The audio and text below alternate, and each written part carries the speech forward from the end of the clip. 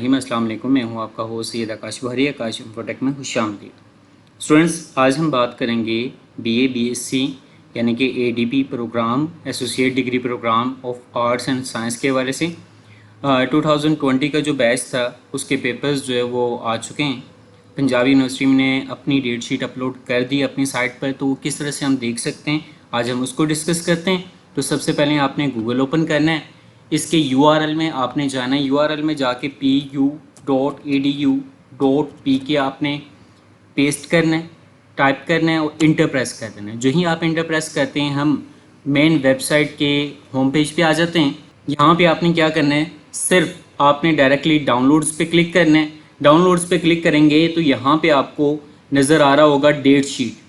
यहाँ पे date sheets के ऊपर आप क्लिक करेंगे। जो ही आप डेट शीट के ऊपर क्लिक करेंगे, यहाँ से सबसे पहला जो हमारे पास इस वक्त नोटिफिकेशन है वो है revise date sheet for the associate degree arts science part 1 annual examination 2021 to be held in September 2021। तो आप इस पे क्लिक करेंगे तो डायरेक्टली आपको एक लिंक देगा। यहाँ पे क्लिक हियर टू डाउनलोड, यहाँ पे क्लिक करेंगे तो आपकी डेट शीट ओपन हो जाएगी।